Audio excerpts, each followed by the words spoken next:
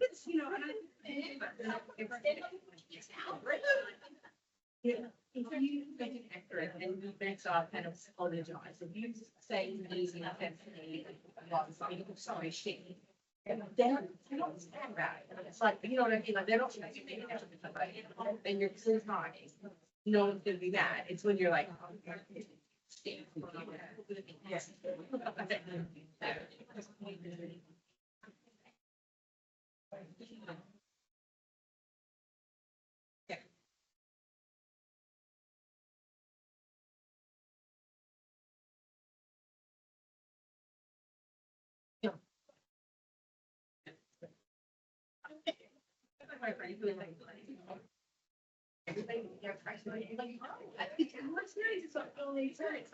But yeah, I think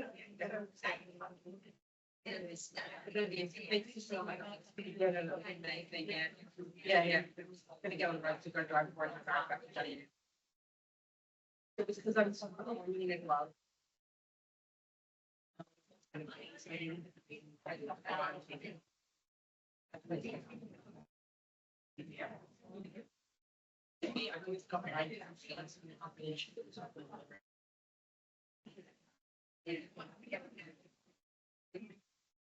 Oh, yeah, really very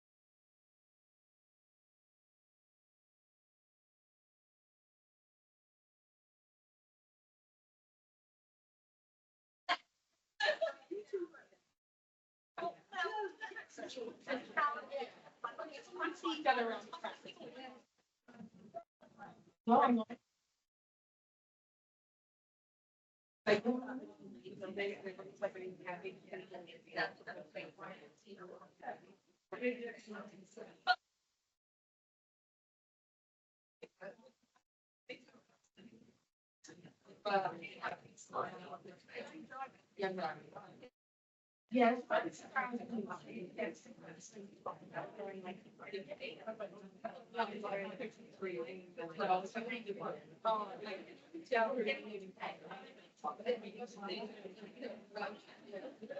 oh, I thought.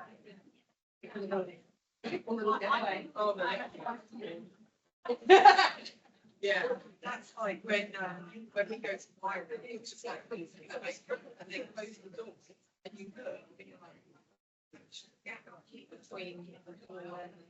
Oh, yeah.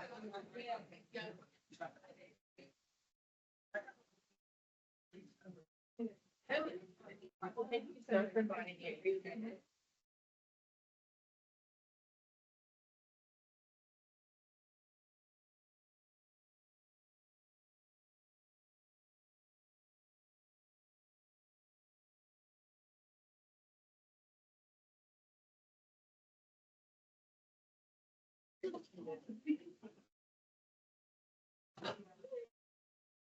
What's the difference between having vinegar and go to the house?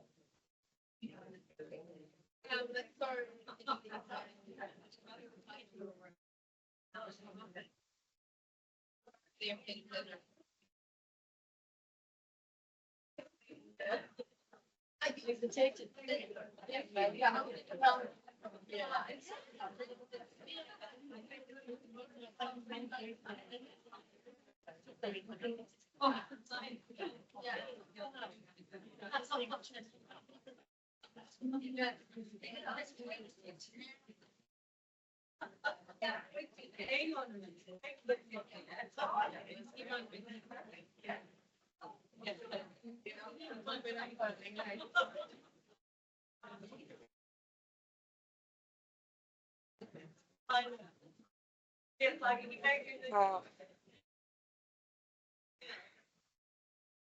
Right, team, we will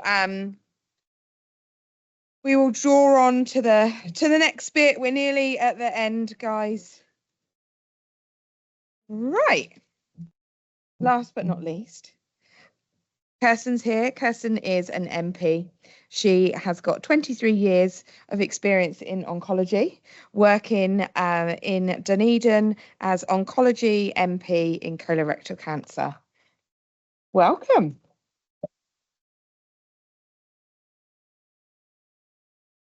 I'll try and be a bit quick. Might be quite nice so you guys can get away. So thank you for having me here.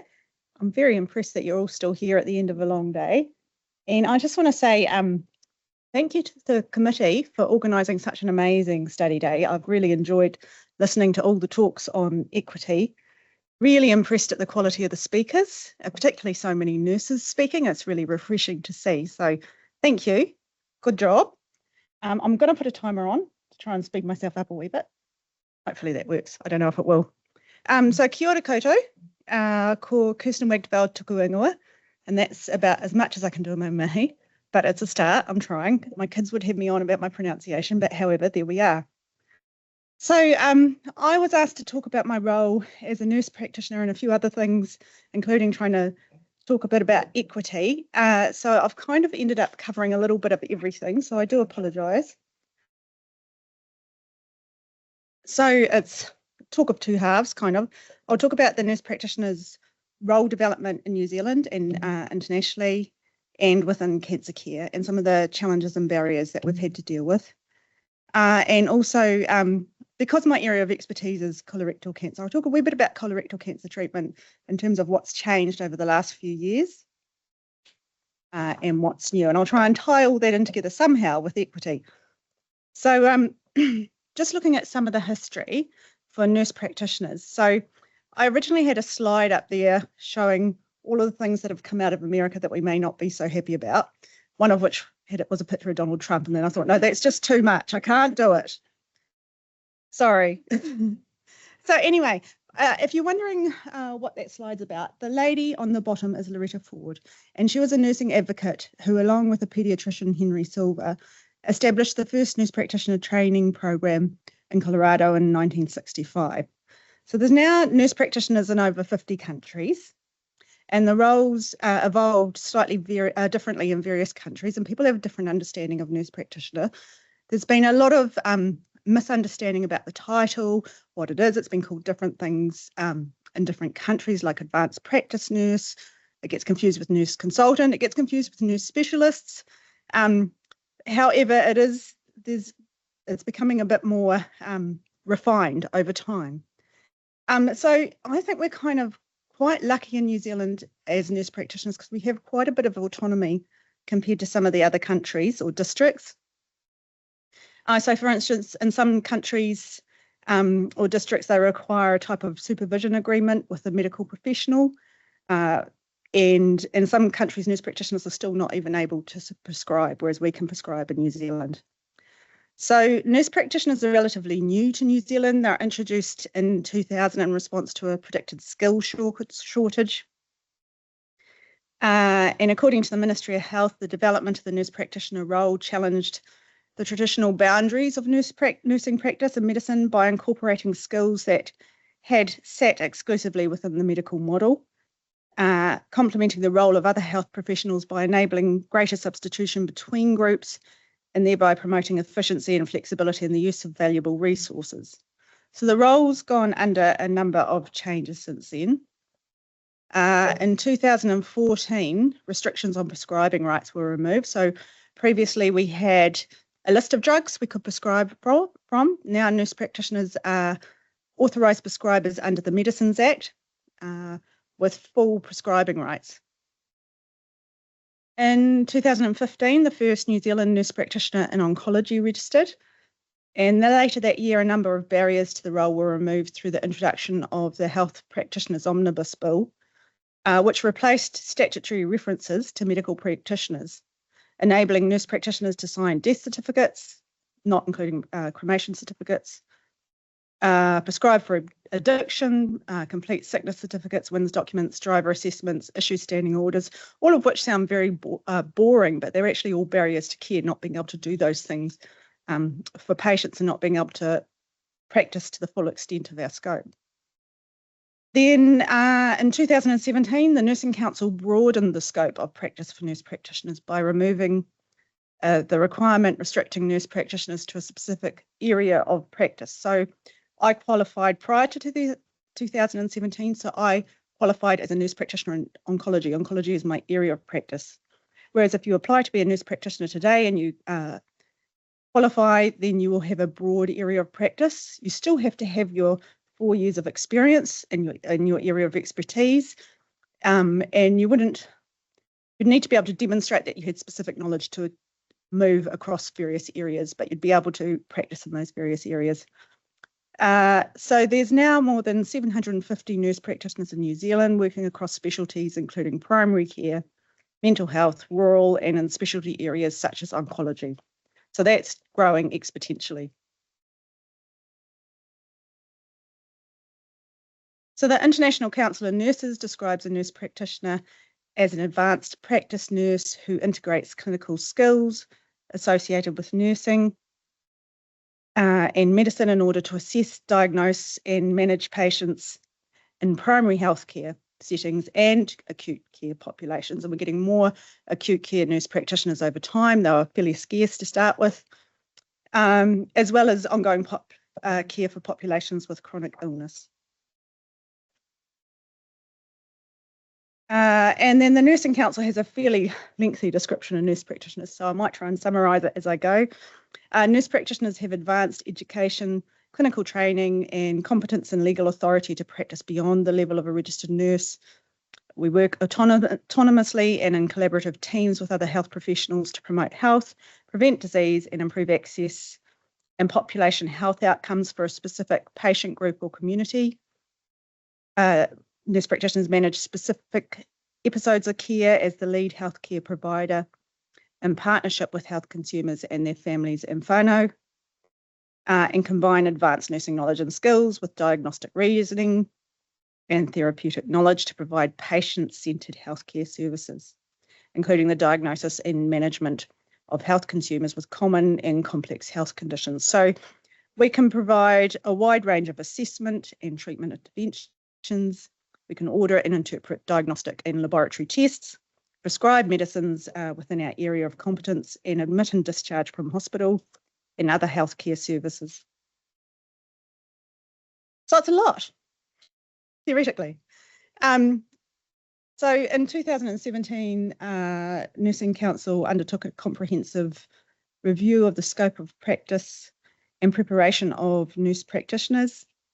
They broadened the scope of practice for NP. So as I mentioned, they removed the requirement restricting nurse practitioners to a specific area of practice. They revised the education program and developed new standards and competencies. And with the broadened area of practice, we're expected to, or new nurse practitioners qualified are expected to develop advanced skills in more than one setting. So for instance, a nurse practitioner candidate who's going to Nursing Council now needs to have an understanding perhaps of how to manage diabetes and congestive heart failure, as well as having their oncology specialty knowledge. So it's a lot broader.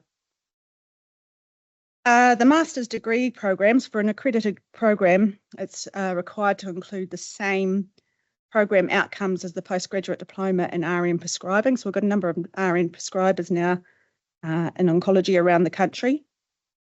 And that postgrad diploma includes looking at caring for patients with long-term and common conditions, and so once a postgraduate diploma is completed, that can be credited towards the nurse practitioner's master's program. And with both qualifications, it requires the completion of a prescribing practicum, which involves 150 hours, which is quite a lot. It felt like a lot, under the supervision and mentorship of a designated authorised prescriber. So that can be, the supervisor can be a nurse practitioner or a doctor. So what happens next? Once you complete your master's and you have the appropriate experience and the skills and knowledge, then you can apply to Nursing Council to become a nurse practitioner. You do this by submitting a portfolio of evidence, and this is assessed against these competencies. These are just headings. There's a huge long list of things that you have to be able to do. the desk audit, assessing the portfolio, addresses competency 1, 4, 5 and 6. So if you pass your desk audit, you've passed those competencies. And then you have a panel assessment with Nursing Council. That was one of the most terrifying experiences of my life. I'm sure I lost hair. So the panel is made up of 3 nurse practitioners. It is a lot more streamlined than it used to be, along with the portfolio is more streamlined as well. So in the panel, candidates are given a clinical scenario, which they get 20 minutes to go away and work up, thinking of questions they want to ask. Then they're assessed against the competency 2 and 3. There's a certain criteria they have to meet. They have to show that their patient assessment is systematic and comprehensive, that it includes a full or focused physical exam. So they're asking questions throughout this assessment. So it's not like they've got a patient in front of them. It's just a clinical scenario.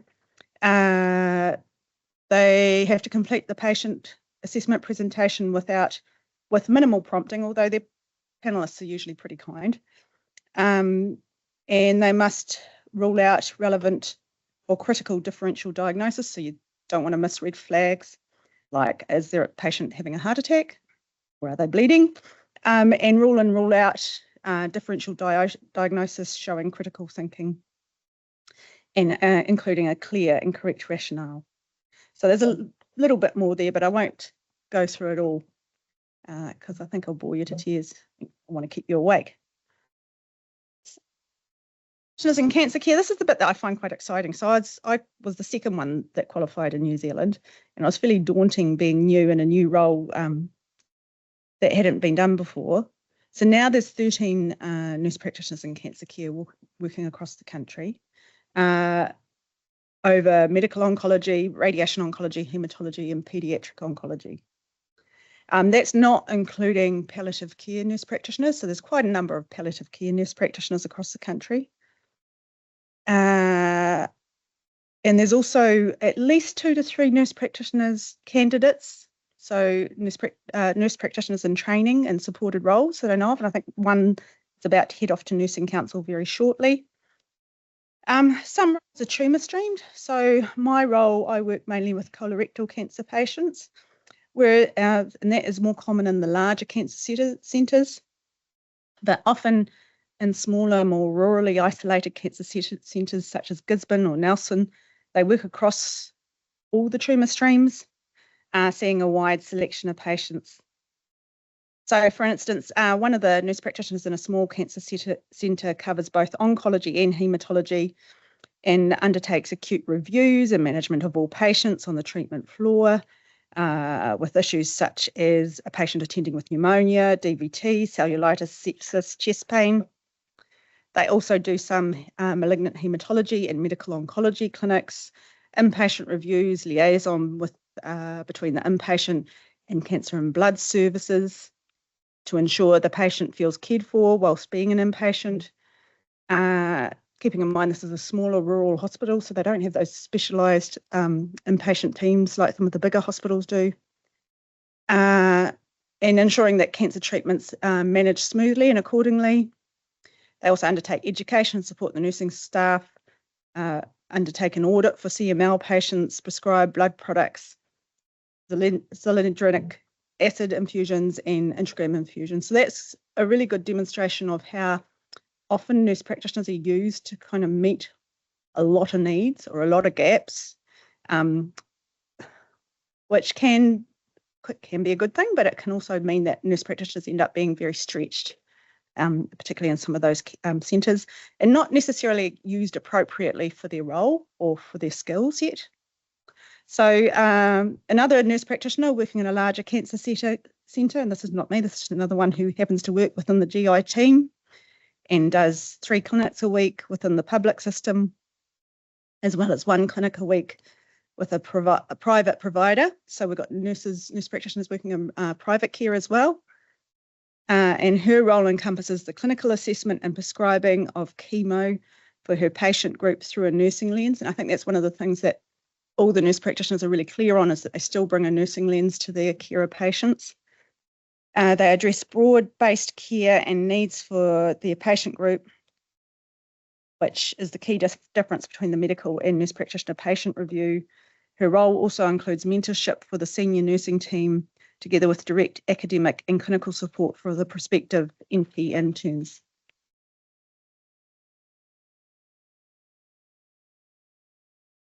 Just moving on to my role a wee bit. All right, I'll tell you a wee bit about myself. So this is Lawyer's Head in Dunedin. This is one of my favourite spots in Dunedin, which I spend a lot of time walking to. I live on the hill above the beach there at the back. And I've lived in Dunedin all my life. I've worked in the oncology service since I began nursing in 2000 as a new grad. I've worked in various roles across inpatients and outpatients, including radiation oncology treatment clinics, the chemo unit, and as the service educator. And over that time, as well as raising a family, I chipped away at postgrad study on and off. And then the opportunity came up to participate in a trial assessment unit, and following on from that, to take part in nurse-led clinics. So oncology had previously been identified as a service that would benefit from a nurse practitioner role, both at the local level and in a national report that was released around that time. Some of you in the room will be old enough to remember the Cranley report. And so I was very lucky. My nurse manager supported me to complete the final 2 postgrad papers I needed to apply to Nursing Council. However, there was no guarantee at the time of a nurse practitioner role when I finished, so I had to take a bit of a punt on that one. And I know there's other nurses who have trained in nurse practitioner roles who there has historically, not so much more recently, but historically there's not been a role at the end of it when they've finished their training. So as I say, it was pretty daunting, to be honest, as initially there were no other nurse practitioners in oncology in New Zealand. And I was told on a number of occasions that it possibly couldn't be done, but I persevered because I had encouragement from my management. Then later that year, our first nurse practitioner in Auckland qualified, which at least gave me some confidence that Nursing Council would recognise oncology as a valid area of practice for nurse practitioners. I also had the support and mentoring of some of our senior medical officers at the time. I don't know that they ever really appreciated the level of knowledge that I needed to apply for nurse practitioner. I had to keep pushing them to challenge me. So yeah. And anyway, as I said, the Nursing Council panel was incredibly daunting, but I managed to get through that, and I surprised myself by passing because I didn't think I would. There wasn't a formal role for me for a number of months while I awaited the business case to be approved, but I kept going in my educator role and doing nurse-led clinics while I waited for approval and tried not to get too frustrated. And I got there eventually.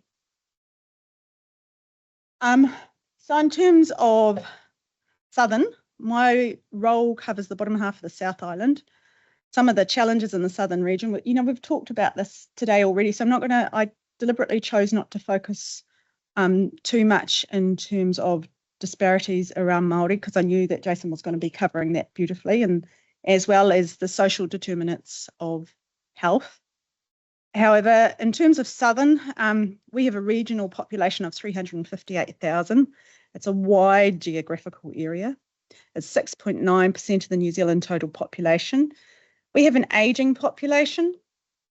So in terms of our rural areas, so our more isolated areas, approximately 30,000 people will be aged 65, are aged 65% plus, and that's expected to increase to over 49,000 by 2048. So like everywhere, staff recruitment and retention is an issue. We've had a whole lot of senior oncology nurses retire and a wealth of knowledge go with them. We've got some amazing new nurses coming through, but there will always be knowledge lost when people retire. We've got pockets of deprivation, as I mentioned, a wide geographical area and ageing infrastructure. So you've probably seen a wee bit in the news about Dunedin Hospital. Whether we get a new hospital, I don't know. There is a wee corridor down the road, just down a wee bit from my office, where you see the water coming through the roof when it rains. So it's pretty bad. And someone was just telling me earlier today that in terms of budget restraints, they have a light that had gone out by their whiteboard. This is down in Southland Hospital, not Dunedin Hospital, that they couldn't replace because they didn't have the budget for it. That's what they were told by management. So anyway, that's the current health system we're working in. So I run clinics out of Dunedin, and I travel down to Invercargill once a month for a couple of days, as well as doing VC to Invercargill or patients' homes, as well as phone calls, depending on where they are with their treatment and the suitability of the patient. So of course, I'm not going to do a phone call to a patient's home if they're elderly, hard of hearing, but muddled. I'm going to make sure I see them in person or get someone to see them in person.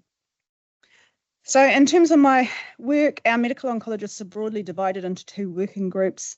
I work with the GI team, seeing mainly colorectal cancer patients. I have my own cohort of patients who I follow through from their first specialist appointment to discharge in both the adjuvant and metastatic setting. I have an SMO tagged into the patients I work with who I can discuss my patients with prior to their first appointment, and then on an ad-needed basis. I do meet with one of the SMOs once a week. Sometimes it can be a 5-minute meeting, just to catch up and say hi and discuss any new patients coming up or any complex issues.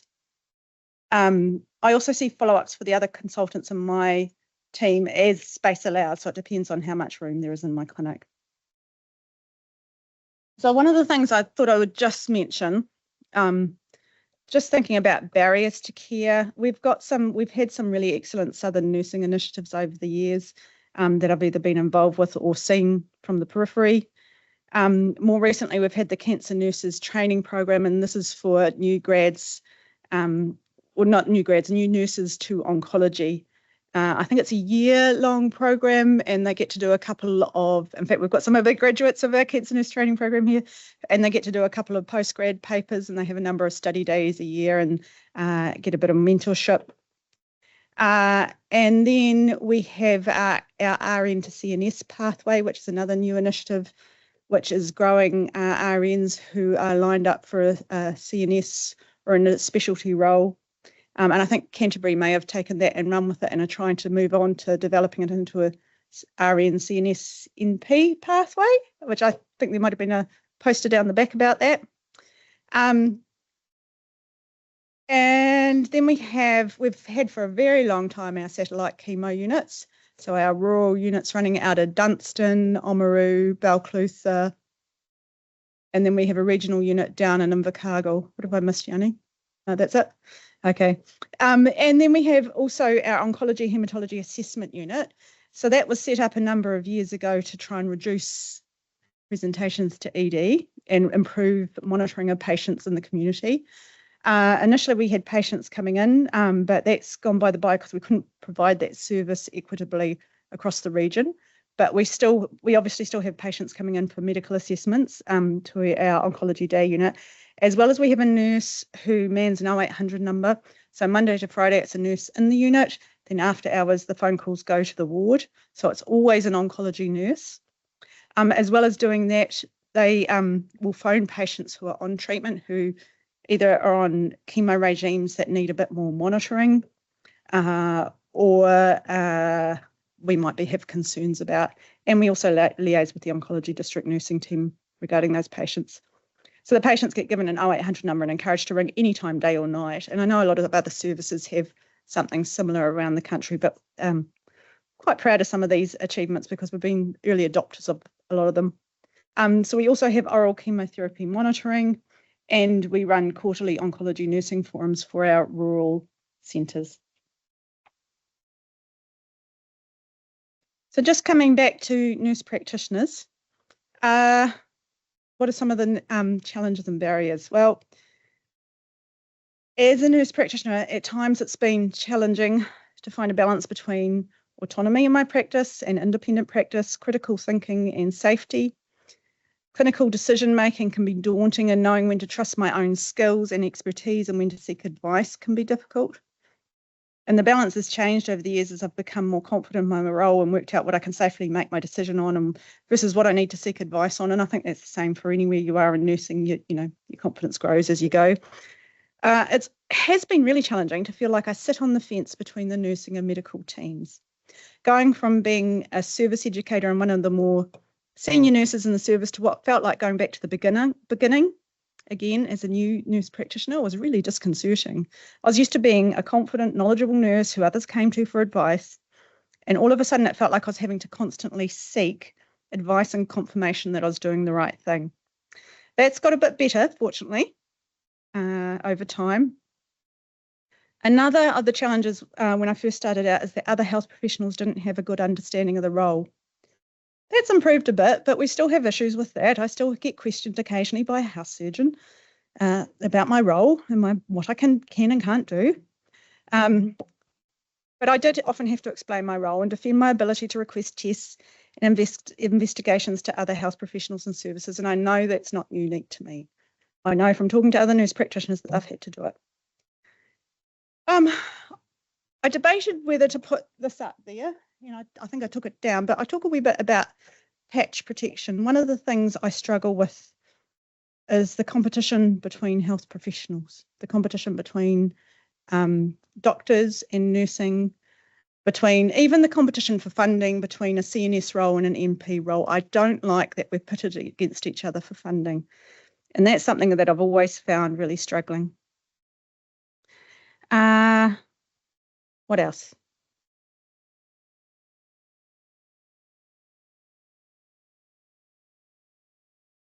The other thing is there were a number of systems barriers to the role of nurse practitioner when I first qualified. So many of the regulations and laws governing the health system were developed before nurse practitioners were commonplace. So for instance, when I first started out, I could prescribe chemotherapy, but I couldn't apply for a special authority for Ensure or a Prepotent due to the wording on the Pharmax approval system. So there's many simple tasks that nurse practitioners couldn't do, such as I mentioned before, the signing off of the medical certificates, life insurance applications, ACC claims. And usually it's just that it hasn't occurred to whoever was writing the rules or regulations at the time that someone aside from a doctor could do it, but sometimes it's a deliberate roadblock. So over time, I've seen various groups, including Nurse Practitioner New Zealand and our own College of Cancer Nurses College of Cancer Nurses, NP Special Interest Group, lobby and get some of these rules changed. And it's been really nice seeing that. So we've lobbied Pharmac around the special authorities, and they're slowly coming to the party and changing the wording around that. And there's been other changes. There's one of the issues we've had is Section 29 drugs. So Section 29 drugs are drugs, I'm just going to try and remember how to explain this. They're basically drugs that haven't been fully approved by MedSafe. I think I've got that right. And so they've been brought into the country, like over COVID, we had a shortage of our particular brand of capecitabine, so they had to bring a new brand in. And so because of that, it became a Section 29 drug, and so nurse practitioners couldn't sign it off. So I had been, up till that point, I'd been signing capecitabine scripts and charting it, and all of a sudden I had to get all my scripts co-signed because of the way the legislation was worded. And so Nurse Practitioner New Zealand has been lobbying to get the wording around Section 29 drugs changed, and they just about got there with the Therapeutic Products Bill. However, that's been rolled back by the current government. And so now I think they're still going to address it, but there's a new act called the Medicines Act that is working its way through the system. So we're still getting there with that. That's some of the challenges. So I was just going to tell you a wee bit about colorectal cancer because that's what I do all the time. And it's what I enjoy. And, there's definitely equity issues in terms of colorectal cancer. We've got very high rates in New Zealand as the second highest cause of cancer death, second only to lung cancer. It's one of the highest incidents in the world. Over 3,000 New Zealanders are diagnosed with bowel cancer every year, and more than 1,200 die from bowel cancer each year. Over 350 people under 50 are diagnosed with bowel cancer each year, and that number is growing. It is so scary to see how many younger people are coming through my clinic, people in their 30s and 40s, and even 20s. Scary. So it's estimated that 1 in every 18 New Zealanders will develop bowel cancer in their lifetime. That's a very high number. Just letting that sink in for a second. Men are at increased risk of bowel cancer than women. I think that's starting to balance out a wee bit. So my data I've got here is that men 44.8 per 100,000 are diagnosed with bowel cancer versus females 35.2 per 100,000.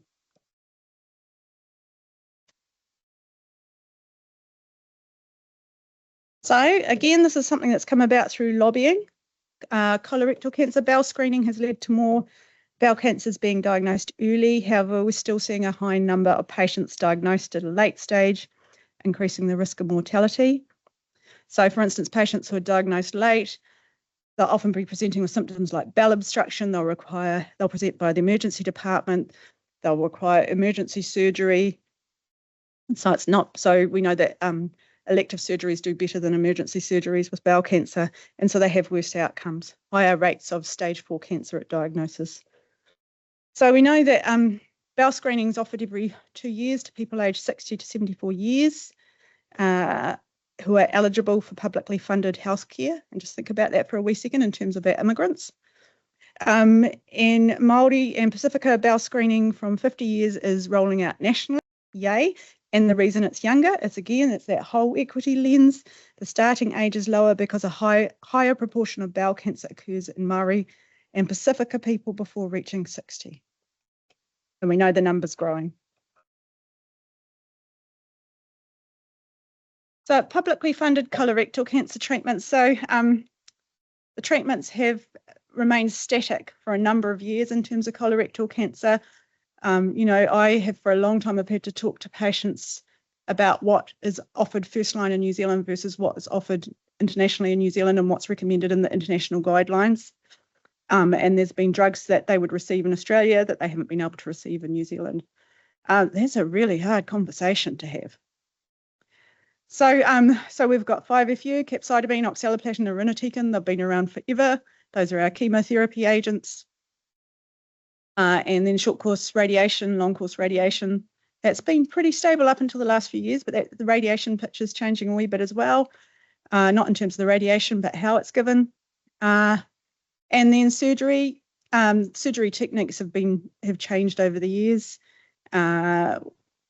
Increasingly, we're seeing patients with liver mets and lung mets having surgery or SABR or microwave ablation to treat their metastases if they have only 1 or 2 sites of metastatic disease.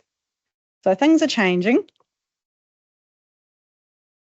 So, and this has been one of our more recent changes. So this is, in the last few years, total neoadjuvant treatment for rectal cancer is becoming increasingly popular. And there's really good evidence to support that. So total neoadjuvant treatment is all non-surgical interventions, including chemotherapy and concurrent chemoradiation, administered before surgical resection or the decision on non-operative management is made. So what that means is they're getting their radiation and their systemic treatment up front, and there's some really good rationale for that. We know that historically, patients don't necessarily get to the chemotherapy if they have their surgery first because they may have complications. They may be deconditioned from their surgery and previous treatments. They may not be as fit and as able to tolerate full dose chemotherapy or the full treatment. There's really good survival data and local reoccurrence rates with total neoadjuvant treatment. And in some instances, it reduces the risk, reduces the need for surgery. So a good number, I think it's about 40%, are able to avoid, for low rectal cancers, they almost always have a stoma because it's so low down in the bowel and they're not able to join the bowel back up. So there's a really good number of patients that are able to avoid having surgery or a stoma altogether. So this is new. And if they do recur, so they're monitored really closely with sigmoidoscopies and MRIs, and they have to have a complete to a near complete response to go onto what's called a watch and wait protocol. So that means that there's basically no to minimal viable cancer cells in the biopsy, visible on the MRI and visible on the flexi-sigmoidoscopy to be able to go down a watch and wait pathway and not go to surgery. But, you can imagine patients being able to avoid stomas. That's huge for a lot of patients. Some patients still choose to go to surgery, even if they have a complete or near complete response, and that's okay. That's their choice. But the vast majority, I'd say 90% at least, are choosing to go on the watch and wait if they can.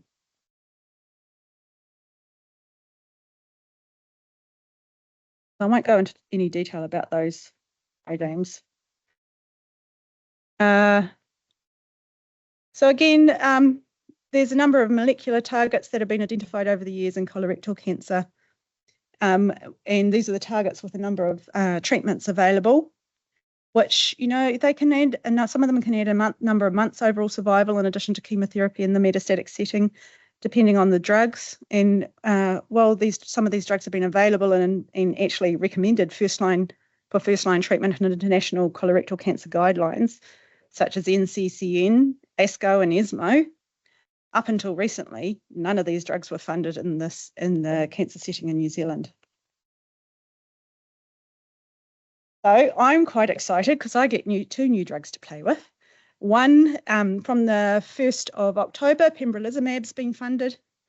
I'm sure you all know what pembrolizumab is. It's immunotherapy, and it's been used in a lot of other tumour streams. For some reason, Pharmac resisted funding it. I think it's because of the way the phases of the trial. But we know that there's a subset, mismatch repair deficient metastatic colorectal cancer who do in some instances do really well on pembrolizumab, and some have a complete response. So I won't go into too much detail about that, because I know we're pushing for time. So just a wee word on what mismatch repair deficiency is. So mismatch repair deficiency, approximately 15% of all colorectal cancers develop because of a defective function of the DNA mismatch repair system. So mismatch as in they repair the DNA. And 5 to 10% of metastatic colorectal cancers are DMMR or mismatch repair deficient. So what we know is mismatch repair deficient colorectal cancers are predominantly right-sided. They tend to poor differentiation, and they have a better prognosis in the absence of distant metastases. So the early stage mismatch repair deficient colorectal cancers do well. They're less sensitive to chemotherapy generally, particularly single agent 5-FU. However, the association of mismatch repair deficiency with a favourable prognosis drops off. So with advancing stage and in the setting of metastatic disease, they do a lot worse than with metastatic colorectal cancers that are proficient. So in 2017, the FDA approved two immunocheckpoint inhibitors, pembrolizumab and nivolumab, for the treatment of MSI-high, which is a surrogate for DMMR or vice versa, metastatic colorectal cancer. There we go. And I've just charted my first pembrolizumab for a patient as of this week. We'll skip through that. So, and just some of the statistics around pembrolizumab in metastatic colorectal cancer. So this is the response rate. So if you look at the two arrows there, the top one is mismatch repair deficient colorectal cancer receiving doublet chemotherapy. Their response rate's 35%. Receiving pembrolizumab alone is 45%. And of that, 31.7% had a complete clinical response, 17.1% had a partial response. And the median duration of response was 42.2 months for those who did respond. So what that looks like is that. I'm looking forward to seeing some response rates with that one. I'm not going to go into this because I don't have time. And I'm sure that you're all aware that immune-related adverse events along the lines of autoimmune disorders, they can be very serious, but they're perhaps not, the serious adverse events are perhaps not as frequent as we initially thought they were going to be when immunotherapy first came about. The other drug I'm excited about is cetuximab for bowel cancer. So this is one of the ones that's been recommended in the international guidelines for many years. It is indicated in left side RAS-RAF wild type, so that's one of those mutations I showed you earlier, which is about 40% of all metastatic colorectal cancers. And it can improve overall survival by a number of months. Again, it's a monoclonal antibody, and I was going to talk all about the side effects and things, but I don't think we should because we're a wee bit pressed for time, so I won't go through all of that. And that's just where it works. And again, the exciting bit. So for chemo response rate in left-sided wild type RAS and RAF on cetuximab, if you look at where the wee yellow star is, the response rate is 60%, so that's a good response rate. And again, not as impressive as the pembrolizumab, but this is a different group. So those so for mismatch repair deficient patients, you would always give them pembrolizumab first. If they're not mismatch repair deficient, which they're not likely to be if they're RAS wild type, and they're left-sided, they'd have cetuximab.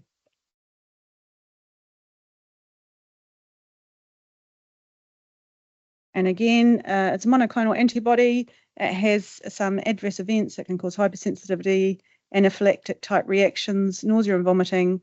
It can cause nasty perinechial infections and rashes. And these are all things I'm going to have to learn to manage because I haven't been managing patients on cetuximab up till now. So it's a bit of a learning curve for me. And I'm not going to try and, So I'm not going to try and talk to you about the side effects, but there are a number of really good guidelines available about managing the side effects of immunotherapy.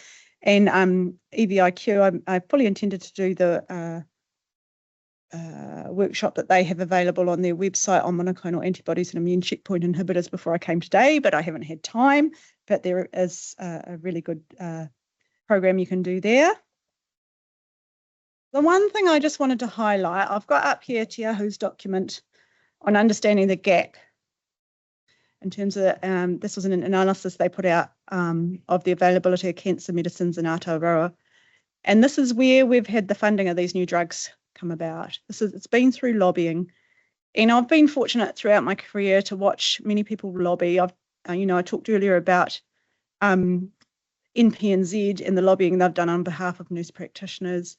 I've seen some of the SMOs in our department who are incredibly politically savvy lobby for many years, but I also think, I've seen nurses lobby, not just for their patients, but for themselves and their roles as nurses and what they do. And I think it's really important to be courageous in what we do and to stand up for ourselves. As I said, I didn't think I would pass the nursing panel when I went for my interview as a nurse practitioner candidate. But, we're all capable of amazing things and we just need to keep chipping away at it, which is really what I've seen. Like even just, I work with one of the authors of this document and I've seen him chipping away at it over the years, and it's really been quite inspirational seeing the change that's come about from that. So that was just a wee bit on what's next, but there's more immunotherapy to come, people. And I won't go into all of this. I might stop it there for the sake of time.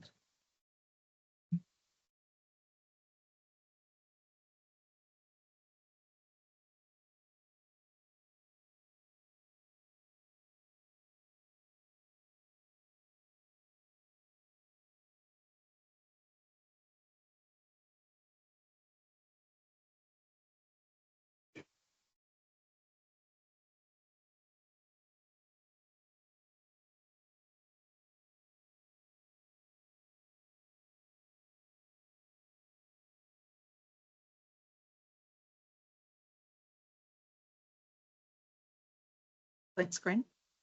Blank screen. Yeah. No.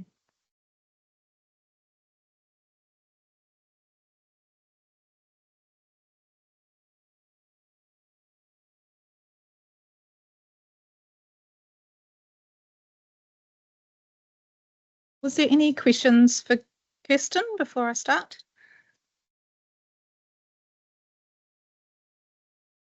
Read your emails. Oh, yes.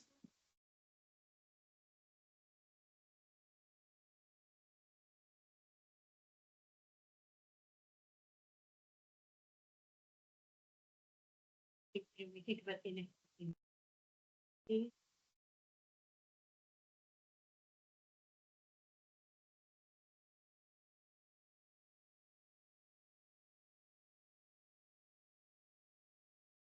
all day.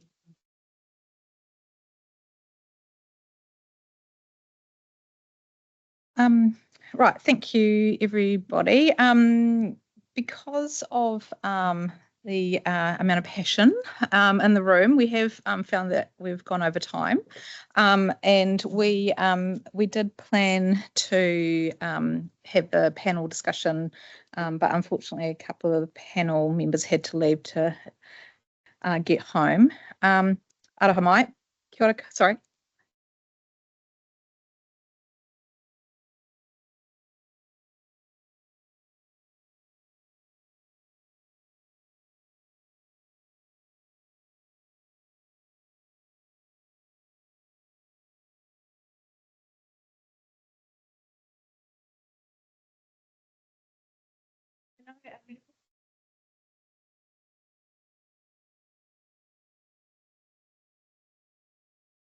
Actually, we have a voice.